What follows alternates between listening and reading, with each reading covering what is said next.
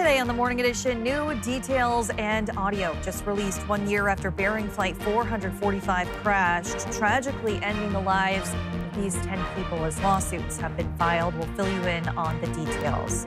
Plus, the request is in. Alaska's Chief Justice has requested a new judge for Palmer, but the state budget is tight and may not be able to afford the expense. We'll break it down.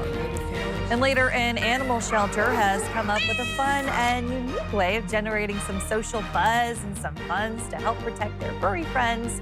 The kiss or diss. We'll let you know exactly what that entails on this positively snowy Thursday morning as the Morning Edition starts now. Good Thursday morning, everyone. Thanks for waking up with us today. Valentine's Day, just 2 days away now. So if you want to start thinking about that, if you haven't already, you have 2 days now. And, Singles Awareness Day is coming up as well. And that. We are seeing some snow showers this morning across parts of South Central, more so out towards the Kenai, where we do have a winter weather advisory that remains in effect until about 8 a.m. You can see some lower level cloud coverage, keeping some localized fog in the forecast to start off this morning. But for the most part, we are going to continue to hold on to fairly quiet conditions for your Thursday outside of some of that snow we're seeing out towards the Kenai. 23 degrees is where we're currently sitting at.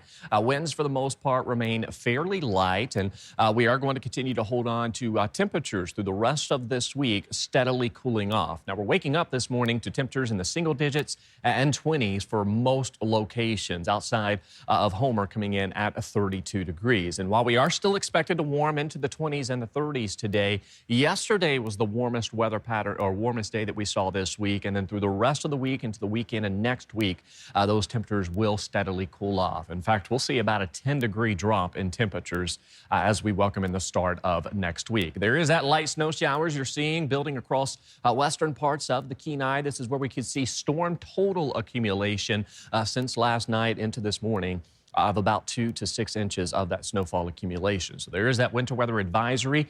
You can see until 8 a.m. visibility as low as 1/2 mile possible across western parts of the Kenai. Outside of that, most locations across South Central will just see a stray snow shower or two throughout the remainder of today. You can see out towards Summit Lake as you head towards the pass. For the most part, quiet conditions through the pass, so you shouldn't encounter any significant issues. It's really western parts of the Kenai where we are holding on to that snowfall potential. Through the rest of South Central, we are going to see temperatures today, 20s and 30s looking likely. We'll hold on to some cloud coverage. Temperatures, though, steadily cool off into the weekend. We've got another chance for snow into the weekend. We've also got active weather staying with southeast. I'll have more on that in that 7-day forecast coming up. More than a year after Bering Air Flight 445 crashed, killing 10 people, the NTSB just released more than 3,000 pages of new information. For the first time, we're hearing audio from the final moments of the flight. All of this as families file lawsuits against the airline, claiming it knew the risks. Here's what investigative reporter Augusta McDonald learned. Bering Air 445 Anchorage Center, radar contact lost. For the first time, we were hearing some of the final moments air traffic control tried to reach Bering Flight 445. Can you try to raise Bering Air 445? They just dropped off our radar at a high rate of descent, and now they are not responding. Can you try to see if you can get them? Roger that, I'll give them a try. Okay, thank you. We now know the plane crashed on its route from Unalakleet to Nome. 10 lives were lost on February 6th, 2025. Here at Nome, we got both runways closed. This audio, part of 78 files, thousands of documents the National Transportation Safety Board released Wednesday. We do our job, but obviously this one hit pretty close to home for everybody. So more than 1 year later, the NTSB's Clint Johnson says many questions about why the crash happened still remain. As he says, agency staff continue working to determine probable cause of that crash. These public documents have data, photos, and information about weather conditions and what the airport in Nome looked like that day. Johnson says all this doesn't mean they've come to a final conclusion. But this gives the chance for the public, the family members, the operator, basically the general public, to review exactly all the work that goes into an NTSB investigation, but most importantly, the tragic circumstances that led up to this tragic accident. This release comes just days after the families of 4 victims filed 3 separate lawsuits in the Alaska Superior Court in Nome, accusing Bering Air of wrongful death due to the weight of the cargo on the plane and the expected icy conditions that day. This was a preventable accident. Attorney Robert Stone represents 2 of the victims' families, Cameron Hartvigsen and Danelle Erickson. When it works out and you land, the pilot and the company is a hero for flying in bad weather overweight. When it doesn't work out well, you suffer a loss like this to many, many families. And we want to make that so this is preventable, so this doesn't happen again. Attorneys for Bering Air said the company is cooperating with NTSB investigators as those across the state continue to remember the 10 lives lost. Augusta McDonald, Alaska's news source. Last year, the NTSB's preliminary report showed the plane was overweight for weather conditions. Johnson says a final report is expected in early summer. New protections for Western Alaskan salmon were voted into place. The North Pacific Fisheries Management Council, one of the largest governing bodies for Alaskan waters, established a protection corridor in the Bering Sea, which, as our Joe Allgood reports, has been the topic of mixed discussion. We want to find out what is happening to our salmon. Destroying the pollock fishery and the environment, the economic impact that it would have is really not the answer. The pollock fishery is the largest in the country, providing the product used in imitation crab, fish sticks, and even McDonald's Filet-O-Fish. I often ask people if they've had pollock, and they look at me and say, absolutely no, I have not. And I say, yeah, you probably have. Advocates say Western Alaskan communities rely on the business the pollock fishery provides, though others say the impacts of its fleet are devastating. They call it incidental catch, but the reality is that the species that are bycaught and largely discarded are hurting Alaskans. As far as the interior, Alaskan subsistence communities worry that bycatch is destroying salmon runs. We are not able to fish on the entire Yukon River for any kind of salmon in the summer now. Tribal organizations and community members pushed for stricter regulations and a protection corridor. All of our tribal organizations have come to the same consensus and realization that we're in a very critical time for our chum salmon, for our salmon in general. While those in the fishery maintain that they already had low bycatch and maintain sustainable practices. We're very proud of the percentage of bycatch to our pollock, especially when it comes to Western Alaska chum. And that is a very low percentage of bycatch there.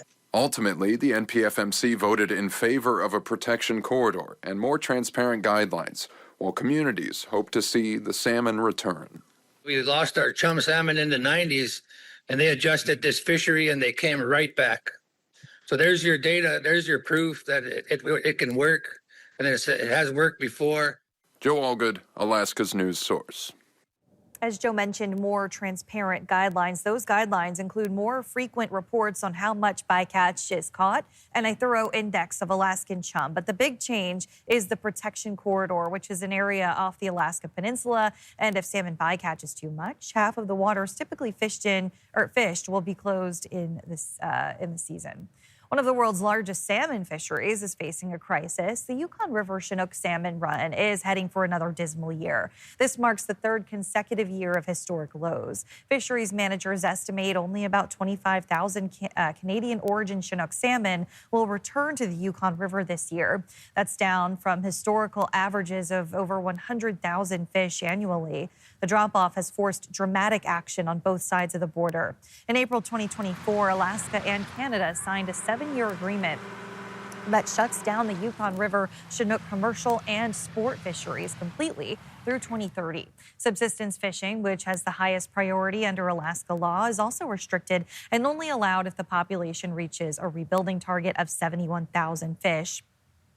at the international border.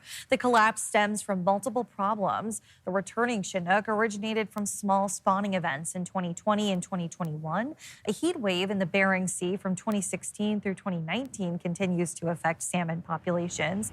And back in freshwater, Yukon River temperatures are regularly reaching levels that cause heat stress and even death in returning salmon. Disease adds another layer, but there's a glimmer of hope. Disease severity appears to be declining. Fishery managers say the Yukon River once supported one of the world's largest Chinook salmon runs. Now, researchers are trying to decide if collaborative efforts between Alaska and Canada can turn the tide. You can see more on this in-depth report on our website and app. The Alaska Veterans Advisory Council honored 3 Fairbanks leaders with its annual certificates of recognition. Debbie Fox was recognized for a decade of service at the VA clinic, and retired Colonel Stephen Phillips was celebrated for helping bring the UAF Veterans Memorial to life after more than 10 years of planning. So this isn't a recognition for me. This is a reminder of the work that I have yet to do, and I promise you I will do it. Also honored was Paul Perrault for his work with the Veterans Court and the new Interior Veterans Cemetery. Alaska's Chief Justice wants a new judge in Palmer, but the position has a hefty price tag, and the state's wallet is already stretched. The request came from the State of the Judiciary speech delivered by Chief Justice Susan Carney. Bill documents show adding a judge would cost the state $775,000 in total in its first year. For future years, that cost would decrease to $680,000. After the speech, lawmakers said they were open to the idea, but whether they would buy into it was another question. Alaska's budget is tight, and how the state will balance it isn't clear at the moment. Without a clear path forward, lawmakers continue to work under an uncertain economic reality. We hope you will seriously consider our request for an additional Palmer Superior Court judge. We're renovating and reconfiguring existing space in the Palmer Courthouse, and we're leasing some basement space from the executive branch to accommodate this request for a new judge. We're doing as much as we can to meet the needs with our existing resources. Adding a Palmer judge was one of 2 asks for lawmakers Wednesday. The other was continued maintenance funding for Alaska courts. For more details on that and what lawmakers thought of the speech, visit our website or mobile app. Still to come this morning, we're all familiar with the dating sites and apps, but this one may be a bit different from what you're used to seeing. We'll take a look at a rather unusual dating service next. And we're still holding on to some snow across the Kenai, where we do have a winter weather advisory. More snow into the weekend across South Central and Southwest Alaska. We'll have more on that. First at sunrise, 8:49 in Anchorage, 7:36 in Juneau. Your full forecast is next. Welcome back in on this Thursday morning. It's been a bit of a snowy week, and we're not quite done with that snow this week yet, Aaron. Yeah, we've got more heading our way into the weekend. Of course, this morning we're holding on to that best chance of snow across South Central through western parts of the Kenai, which remains up under a winter weather advisory until 8 a.m. Not as cold along the slope, but we are still well below zero. Those extreme cold warnings, those have dropped, and we are watching again some snow expected to return into the weekend, not only for South Central, but areas of western and southwest Alaska as well. We've still got blizzard conditions through the northwest Arctic Borough, out towards the Bering Strait coast, as well as out towards Nunivak and parts of the Kuskokwim Delta coastline. Meanwhile, as you head out towards southeast, we're still dealing with some high wind concerns, where gusts up to about 60 to 65 miles per hour will be possible. That comes as that area of low pressure in the eastern Gulf of Alaska will continue to keep active weather for southeast, and even some localized areas of some windy conditions as you head through coastal regions of Prince William Sound. And then out towards southwest Alaska, we've still got some lingering snow showers, as well as some breezy conditions. But those winds, like we did see earlier this week, those have subsided greatly, but we're still seeing gusts anywhere from about 35 to 45 miles per hour through the eastern Aleutians and out towards the Pribilofs as we start off your Thursday morning. As far as what we are going to see here over the next couple of days, though, still can't rule out some isolated snow showers to close out the week. But this is our next storm system that's going to build in from the western Aleutians. It will lead to primarily rain through the Aleutians with some localized areas of some wintry mix. By Friday morning, we'll begin to see that snow arriving Friday morning into the afternoon hours, beginning to arrive into southwest Alaska. We're still dry here across south central. In fact, tomorrow may actually provide some sunshine and plenty of it in the forecast. And then through the night, Friday into Saturday, that snow sweeps in from the west. So we are going to see a snowy Valentine's Day across parts of south central.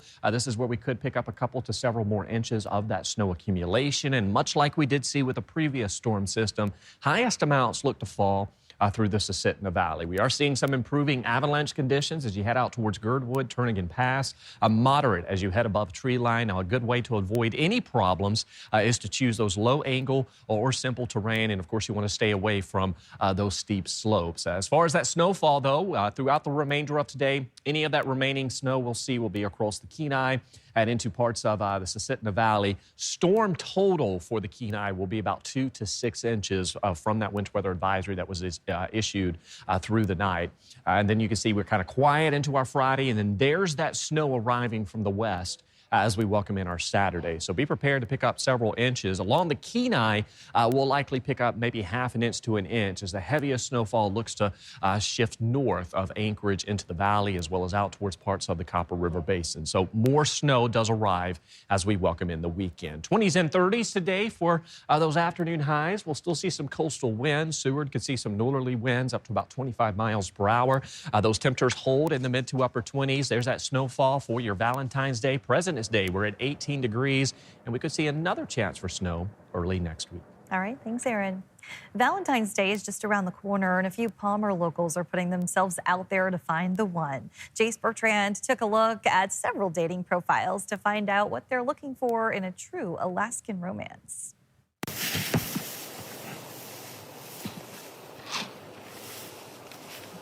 Between the headbutts, the shedding, and the hours of walking across the tundra, it's hard to find love as a muskox. However, a few bovine bachelors and bachelorettes from the muskox farm in Palmer have taken to the internet in search of a mate. So the muskoxen created their own. We just kind of stood by. They wanted to get out there and spread it out a little bit, so we supported that. So they all got their, or several of them got their online, got their dating profiles out there, and we're just letting them go. One standout is Bumblebee, a 3-year-old heifer who describes herself as an independent lady who knows exactly what she wants. There's also Pixie Sticks, a 10-year-old queen who imagines her perfect date as having a snow day, a warm blanket, and a good romance novel. There'll be a canvas, it'll have some paint on it, and it goes inside. It's like a kindergarten grade paint that goes in a big Ziploc bag with some little treats on top, and they'll work their way around that and in the process make unique and independent little works of art.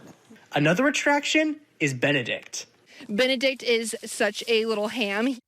The nearly 2-year-old male is bringing back his famous kissing booth. However, visitors can only look and not touch. No pony rides, yep. I always tell people if you've never heard of a muskox being ridden, there's a reason for that. Jace Bertrand, Alaska's news source.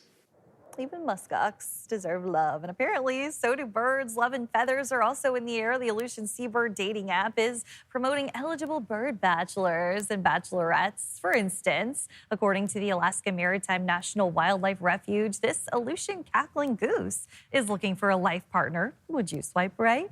Here's a striking common murre who is looking for a merman to sweep her off her webbed feet.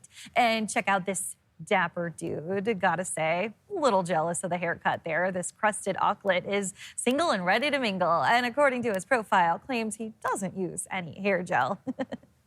Thanks for listening to our podcast. Click subscribe so you can get the latest podcasts from Alaska's news source automatically, and stay up to date with breaking news and in-depth reporting available for free 24/7 with the Alaska's news source app.